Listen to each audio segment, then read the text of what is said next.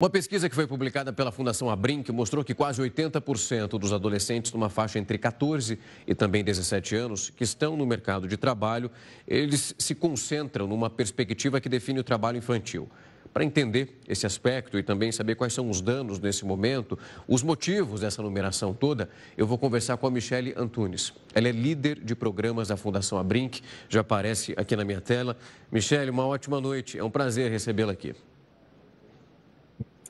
Boa noite, Rafael. Prazer é sempre nosso e muito importante, trazendo essa temática importantíssima que é a questão do trabalho infantil. Para a gente conseguir explicar para as pessoas, muitas delas acabam vendo esses números e falam, esse jovem está trabalhando, está tendo alguma função, como se isso não causasse nenhum impacto negativo, porque nós estamos falando de um trabalho infantil. Então, são muitas outras vulnerabilidades. Eu queria aproveitar o seu conhecimento, também os dados desse levantamento de vocês, para explicar como aqui a questão e o ponto-chave é outro. Olha, Rafael, um ponto muito importante, né? E aí acho que um dos grandes desafios que nós, enquanto sociedade civil, organizações da sociedade civil, poder público, setor privado, enfim, a gente tem um desafio muito grande que é a questão cultural com relação ao trabalho infantil, né? Então, a sociedade tem essa questão cultural de que o trabalho, ele dignifica o homem, é melhor a criança estar trabalhando do que estar roubando, enfim, né? Tem essa questão cultural da própria sociedade de que trabalho infantil é algo positivo e não é, Rafael. As consequências do trabalho infantil na vida de uma criança e de um adolescente são inúmeras, né? Além dessa criança, desse adolescente reproduzir o ciclo de pobreza da família, o trabalho infantil ele prejudica a aprendizagem dessa criança, né? Essa criança ela acaba, na sua grande maioria, essa criança acaba evadindo da escola, abandonando a escola, né? Essa criança ela fica muito mais vulnerável e muito mais em risco a outras violações, né? Então essa criança ela fica muito mais propícia a ser explorada. Então, e isso acaba impactando no desenvolvimento psicológico dessa criança, no desenvolvimento físico, motor, cognitivo dessa criança. Então, hoje, uma criança e uma adolescente que está em situação de trabalho infantil, as consequências vão ser gravíssimas no desenvolvimento dessa criança e desse adolescente que virá a ser um adulto, enfim, um adulto com muitos problemas, né? Michele, quando a gente olha para essa perspectiva, foi possível avaliar, através desse levantamento, esses jovens de 14 a 17 anos, adolescentes que buscam esse mercado de trabalho, seja ele informal ou então de alguma outra maneira, é uma necessidade, ali é um autoconsumo, é para que ele possa se sustentar e também auxiliar a família? Há uma divisão?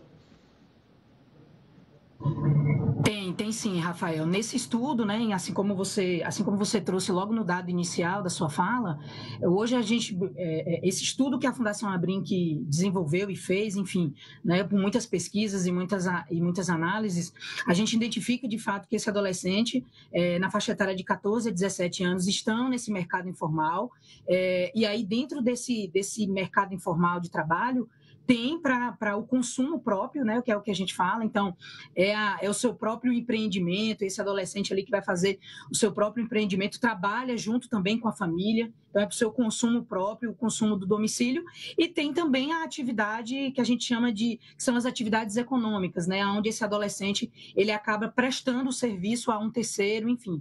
Então existem essas duas divisões desses tipos de trabalho. E aí, acho que só complementando, o que esse estudo também traz, né, e o que ele nos conduz, é que existe uma relação muito grande, né? Que enquanto a gente tiver um aumento nos índices de desemprego, a gente vai ter uma ampliação do trabalho infantil, né? Então, quanto maior a taxa de desemprego, maior vai ser essa taxa de trabalho infantil, maior vai ser esse número desse adolescente que vai estar nesse mercado de trabalho informal e desprotegido, Rafael.